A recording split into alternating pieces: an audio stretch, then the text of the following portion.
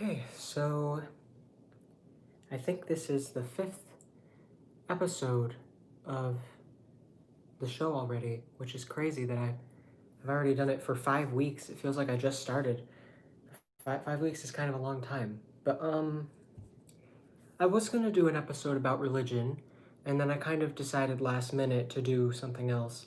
I think I'm gonna do religion next week instead, because I just was having some thoughts and realized that I was more in the mood to talk about this.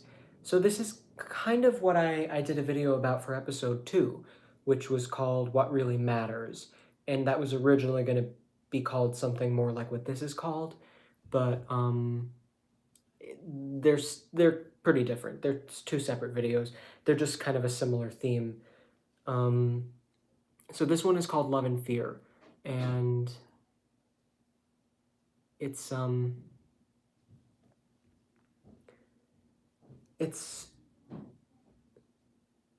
sorry, I'm hearing noise in the background. Um,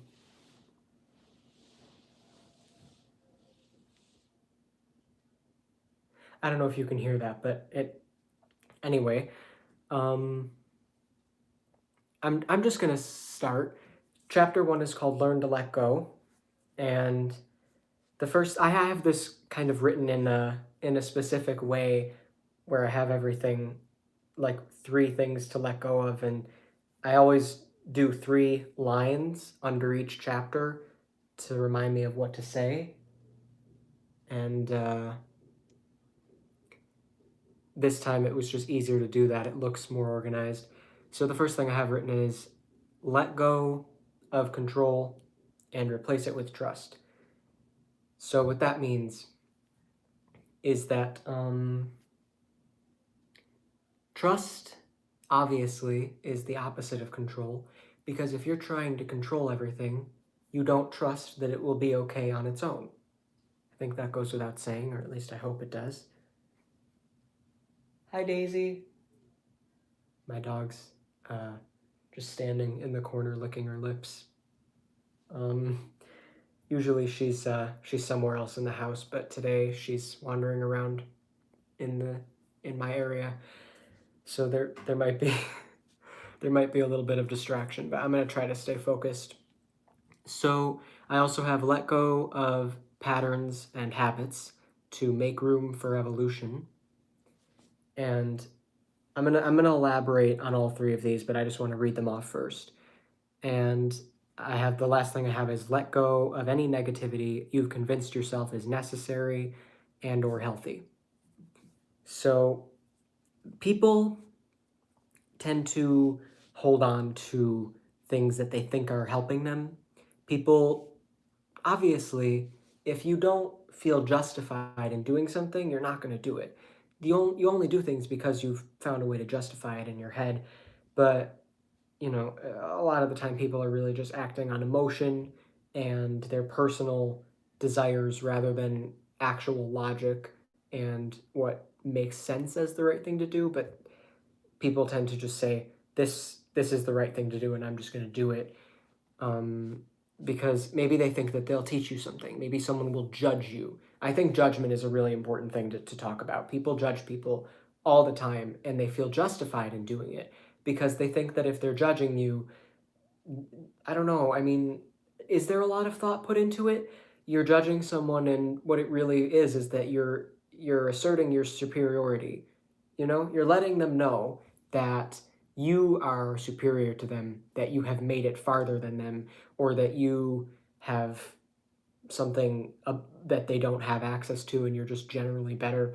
I mean, there's really no other way to judge someone without those things coming with it. So people try to find reasons to justify things, and I think there are a few things that can be justified. Lying is sometimes okay if it'll get you out of a serious situation that you definitely shouldn't be in. Like, if you're kidnapped, you have to lie to your kidnapper sometimes to get out. Obviously, if telling the complete truth to your kidnapper would cause a lot of problems for everybody, the truth will not set you free. But these are rare situations, so you have to know Certain things, there are exceptions. There are times when it's okay to do these things. But lying, for the most part, 90% of the time, if not more, it's not excusable to be dishonest or lie. Like, it's extremely rare to be justified in lying. And the same thing goes with murder. Like, you murder your kidnapper to get out. Like, it's you really can't justify murder and things like that. But I see so many people, like in different countries and cultures, people are put to death and murdered, or people just kill people and stab people. Murder happens all over the place. But I mean, like, in a more, like, in a way that's more publicly recognized. Like, in America, where I live, it's generally, if you murder someone, unless you are the state, we have the death penalty. But if you murder someone, you are generally considered an irredeemably bad person. But that doesn't really apply to every part of the world. People can get killed for, like, being gay in some parts of the world, which is crazy. But even here in America, there are hate crimes and things like that. But if somebody's caught committing a hate crime, by the law, they'll be punished for that. But it's still something that people want to do, and they feel justified in doing it. And yeah, somebody said so crazy. I know, it's insane. But that's, like I said, you only do something if you feel justified in doing it. So the problem is that people think what they're doing is okay, and it's not. And it's important to understand why. I really don't believe in the whole idea of, let God tell you what to do and then you just follow his every will, and you don't have to understand why he wants it to be that way. I think you should be able to understand it. I think that if somebody's telling you you should or shouldn't be doing something, you should be able to make sense of the reason for it. And if you can't, maybe it's, maybe you don't have to listen to it, because everything should make sense. I think that there are laws in the universe, and all of them exist not necessarily because it's for a good reason, but just because it's the only possible way that it could exist. It just is what it is, and it's all that it could be. I don't know if that makes sense, but it I don't think of it as like, hey, some genius thought up these rules, and look how good these rules are. It's more just like, this is just the way that it is, and the only way that it could be. It's the only way that would function. And it's important to understand how and why everything works. And I wish more people would actually at least just take the time to say, hey, what is going on? Just look around and just be confused, wonder about the world, ask questions. I appreciate that. Somebody said I'm French and trying to understand every word you say. Um, yeah, I don't know. I mean, last time I talked about trying to do like a translator, but I have to. I think I have to like wait until I'm monetized or something. I don't know. I'm too lazy to try and figure that out on my own. So, um, I'm sorry if it's hard to understand me at any point for people who don't speak English. But eventually I'll have captions for all languages, just not yet. But yeah, so I'm gonna that was kind of talking about the third one. Let go of any negativity you convinced yourself is necessary or healthy. You have to really stop and analyze everything that you do in your everyday behavior, and just ask yourself why you're doing it, and if it's actually healthy, or if it's just, a habit. Because people, whether it's smoking or just thought patterns or just things that you do in your day, people usually have routines and things that they do every day, and they just get used to it. They get comfortable in these patterns, and they just, it's almost like going on autopilot. You don't really stop and ask yourself why you're doing it anymore. And somebody said, I like what you do. Thank you. Um, but if you just stop and ask yourself what you're doing, you have to be able to let go of patterns and habits so that you can make room for something new. Everything you let go of, something gets off the bus, something new gets on, or wherever you're standing, there you are. Because when you move, there's always some things don't really stop existing or start existing. They just move and shift around to different locations and change shape. And you get in a bathtub and some water spills out if it's filled to the top. If you see a bathtub and the water is filled like to the very top, you're not going to be able to get in there without water spilling over the sides, because it's making room for you. So everything is going somewhere else. So if you're trying to keep everything the same, then you're just staying still. You're being in the same place the whole time, and that's unnatural because you're supposed to be moving forward. You didn't come here to just sit around and go, okay, yeah, all right, I'm done. I'm gonna die now. If you were here just to live and then wander around for a while, being confused and then die, there'd be no point in any of it. It would be like I'm going to move on to the second chapter now. So the chapter 2 is called "What Matters is What Lasts," and I'm moving on to this because the first thing I have written here is called "If Everything is Temporary, Nothing Matters." And I think that if everything in the universe is eventually just going to stop existing and there will just be nothing, then there is no point in it existing in the first place. But I believe personally that everything in the universe is just this this thing. It's hard to explain, but if you think of it as that everything is real and nothing is real all at the same time, it's sort of just kind of you feel more like at one with the universe, like you just are not in your body anymore. You're just kind of part of everything, and that's just because it's it's kind of something that you just feel that it's true, at least if you let it. But people people don't like think about stuff like that a lot. So you can forget everything about someone, but you're never going to forget how they made you feel. You can forget what they look like, what they sound like, what they've said to you in the past, but when you think about a person, you you always remember the impression they left on you. And if the way that we make each other feel lasts, in a way, that's kind of all that's real. Because if it's not going to last, then it doesn't really matter because it's just temporary. And temporary things really only exist to serve a purpose for the things that are permanent or eternal or infinite. And I think that if temporary things only exist as support for immortal things, and I don't think that things are that simple. I don't think anything in the universe is simple enough to be explained, but sometimes you just have to simplify it for making specific points to help understand things. Um, but the point that I want to make is that if you really narrow it down to everything that you're doing and figuring out why you're doing anything, you have to be able to trace it back to the way that it affects other people and yourself. So boundaries is an important thing that I always talk about, and I'm gonna have to do a whole video on that specifically. I want to do like a video on parenting and like relationships and like so many things. I could do a video on politics or specific aspects of politics. There's just a million things that I want to talk about, and I can't do it all in one video. So I want to keep this video focused. The title is Love and Fear, and this is because everything that you do is either coming from a place of love or fear. And those are complete polar opposites. Those two emotions can't exist in the same space at the same time because that would be like fire and ice. Like they're that polar opposite. And when you are making a decision from a place of fear, it's not going to be a good decision. It's not going to make sense.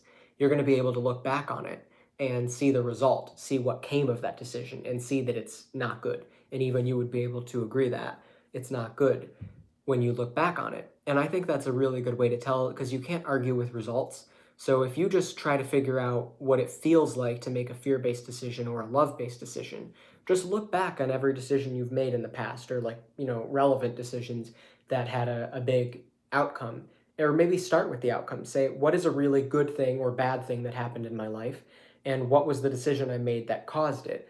And then based on how, if it was good or bad, that's how you can tell if it was coming from a place of love or fear. And that won't work in every situation, but I think it's a good place to start if you want to learn what it feels like to recognize what these decisions feel like. But it's really important to think about what you're doing.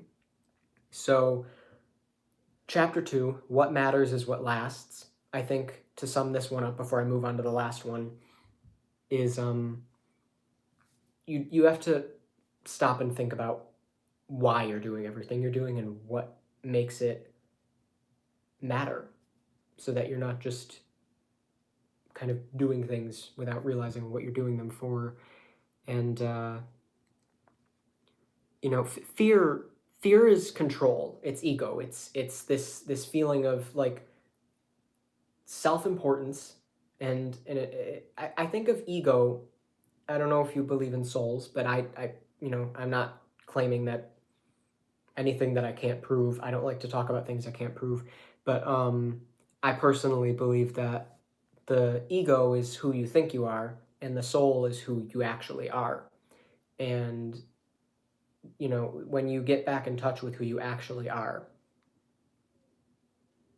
that's that's when you're being authentic. I'm going to move on to the third chapter because I'm already talking about things that I have written down here. So this last one is called What to Hold On To. The first chapter, Learn to Let Go. I'm telling you what you should be focusing on releasing. And this one is talking about what you should be holding on to. So, you let go of control and patterns and judgment, and you should be holding on to everything that feels light. Any good memories, love, laughter, just a good time, just things that felt really light and pleasant, and you had a good time, you enjoyed yourself. And hold on to your inner child, or who you were before the fear took over. In most cultures and societies around the world, there is a certain breaking point where people just get crushed into submission and start making fear-based decisions habitually, and it just becomes natural. And this definitely applies to most like of American culture, because the way that America is kind of set up, I could do a whole video about America alone, because this is somebody told me to talk about Billie Eilish.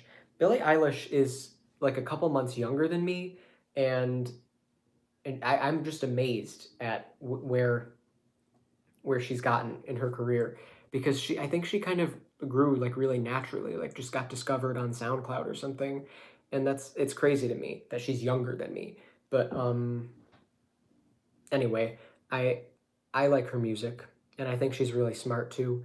I like her song "Ilo Milo" because it kind of talks about um, separation anxiety, and like holding on to the idea of being with someone, needing someone, and she just sings about it in a really like way that the music and everything. It just I like the feeling that comes with the song. It's a really good song.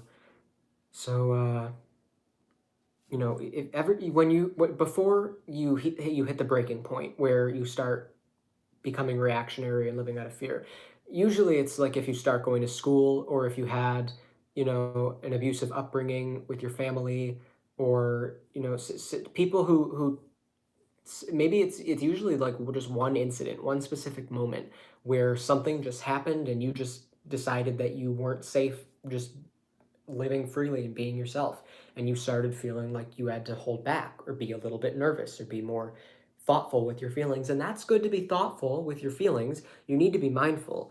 But that's the third thing you have to hold on to, is mindfulness, and to have clear intentions with every situation. But you don't have to be afraid to be mindful. And that's where people get confused. They mix the two things. And it's ironic because your behavior is not mindful when you're in a state of fear. And I don't really think of people as people. I credit this to Ivy Rivera. She has a way of thinking about people just as like vessels of energy, and you're either in control or you're not in control. You're either being manipulated or you're mindful. And whether you're being manipulated by like society or culture or other people, or you're being manipulated by energies around you that you're not aware of, and anything you're not aware of has power over you if you don't understand it. Um, but once you understand it, it's easier to be in control, because you're aware of what it's like driving with your eyes open. You're aware of what's going on. But what you're not aware of is driving with your eyes closed. So you're going to be crashing into stuff, and you know, there's really nothing you can do about it then. But the thing is that everybody born into this world is given the same set of tools. We all have the ability to choose love over fear and to do what we came here to do. And anybody who's not doing that, there's no reason to judge them. There's no reason to hate them. You have to be able to love everybody unconditionally and understand that people who aren't doing the right thing or doing good things, that doesn't mean that they're bad people. They just are stuck in a state of fear. And you you can't judge them for that, but you just have to know what your role is. Just ask yourself that. Say, what is my role in this situation? And you should feel the answer, and don't be afraid of it. Don't second guess yourself. Just if you feel that you're supposed to block the person or walk away from the situation or just set some sort of boundaries, go ahead and do that. If you feel that you're supposed to get to work towards some sort of resolution, do that. It's going to be different in every situation, but for the most part, you're not supposed to always be trying to find a resolution with someone, because you really can't help someone who doesn't want help. If someone is not asking you for help, then then if you try to help them, you're just teaching them that they can depend on people and use people. You don't want to teach someone that they can use other people by helping them when they don't ask for help. So you have to make sure you know that you're spending your time and your energy on something that's worth it. And you don't want to just become a doormat helping everybody and not really thinking about why you're doing it, because that's sort of done out of guilt and like, oh, I love people, I'm empathic or empathetic. Those mean two different things, but they both apply in the situation. And people, a lot of empaths can't help it. They have boundary issues. They tend to overgive and become like a wounded healer, and that's not good. It's not good to overgive, because both people involved in that situation are not going forward. They're both getting stuck. One is just giving away everything that they have, giving away their own prosperity to someone who doesn't know what to do with it. And then nobody goes anywhere. It's dead air. And that's the goal, is to be moving forward. Life is about going forward, kind of on an infinite journey. And if you stop, no, I don't know. I don't know how else to put it. But yeah, so you have to be able to hold on to love and laughter, who you were before the fear took over. You can go back and try to remember a time in your life. Maybe some, unfortunately for some people, this happens when they're really young. I don't think it happened to me fully until I was like 12, but I think at a young age I started, you know, experiencing what it's like to be afraid. But I had kind of two sides of a coin, and I felt safe in some aspects of my life, and then in other aspects I didn't. And it was weird to be able to experience both, but it was also really helpful and necessary, because now I can understand it from both perspectives. But at a certain point, I just like fully kind of broke and had to rebuild myself, and that was a few years ago. And I like where I ended up. I haven't ended up anywhere because I'm still moving, and I'm always learning. I like, even when since I started this show 5 weeks ago, I've learned a lot, and that's like, I guess that's why I had to wait until now to start it, because I wasn't ready. But yeah, I think the main thing is to just to think of people as just, we all came here to do work, and we have to be able to understand that we're all part of the same thing. We're all connected, we're all one, but we also are each on our own journey. We're not all here to do the same work. So we can support each other and help each other, and understand that what we earn is so that we can give it back out to others. We get good things so we can learn to give back. It's about learning to heal and bring light into the world. Um, Excuse me. That was a little air coming up. Um, but yeah, how deep am I? I'm 24 minutes in. Okay, well, I guess I'm almost done. I think I've said everything that I wanted to for the most part. I definitely covered all the chapters, but I feel like there was something else I wanted to say. Oh yeah, the other night I had a dream, um, and I was like, I was looking at someone and I was thinking something about them, and it wasn't mean, I wasn't judging them, but then I just, like, stopped and realized that what I was thinking was, like, not something that I would have thought as a kid, as, like, a 2-year-old or 3-year-old, and then I just had to stop and realize why, and I think it's because you if you just think of everybody as a as just energy that's either in control or not in control, it's a lot easier to let go of the judgment and to just think of them as people that are here for the same, to do work, not for the same reasons, but we're all here to do work and we can support each other. And just think of each other as this is where this person is in their growth and what is the role I play in this person's life. And just, go into every situation knowing what your intention is. Don't just wander into something and do something and not know why you're doing it or what you're doing. Understand what's going on and why you're doing the things you do. That's really important. And I don't think I do that as often as I would like to. So that's something I wanted to start working on is just, really stopping and asking myself, what am I expecting from this? What is the point of what I'm saying right now? Why am I saying this? Why am I thinking this? What am I doing? What is going to come of it? What is it going to accomplish? Why am I doing it? And if you're not asking yourself that, you just, you're subject to hurt somebody or yourself or both. It's kind of inevitable that it's both. If you hurt somebody else, they kind of go hand in hand. But I think it's just because like fell into some habits where I didn't. It's hard to think about what matters when you you don't really have anywhere to go, and I feel like this year a lot more people can relate to that because everybody's kind of quarantined. And I don't know if a lot of people are stopping to quarantine and like a vaccine is coming out and stuff, at least in America. And it's kind of starting to get a little better, but it's still, everybody this year can relate to being stuck inside. And I I've never felt stuck inside. It just felt like I never really had anything to do or anything that was worth doing. And that created some thought patterns and habits that left me feeling like it wasn't worth it to put that much thought into what I'm thinking or doing or why I'm doing it and what'll come of it. So, as I'm starting to kind of get myself out there and do things that I think are important, I have to know that with that comes the importance of thinking about why you're doing and what you're doing. But there's really never a time when it's not important, which is another thing that I realized. It's just I'm just rambling now. This is my own stuff, but I just wanted to let you know that that's kind of where I'm at right now, and that's why I wanted to talk about this.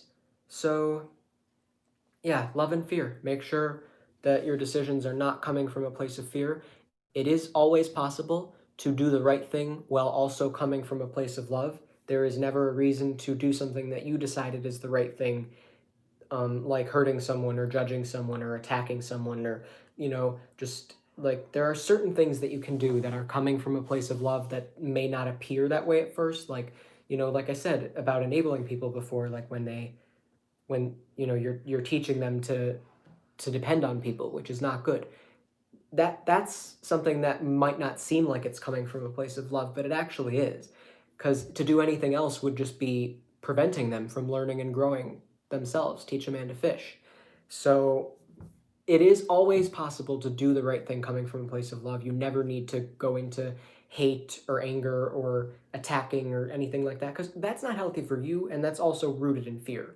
If you trace it back, you'll find how that makes sense. But you, um, yeah, I hope this made sense. I'm gonna do religion next week, and I think I'm gonna also do a little video on New Year's, not part of this series, because that New Year's Eve is not a Sunday, but um, I might not do that. So we'll see. Maybe I'll see you on New Year's Eve. If not, Happy New Year, and so long, 2020.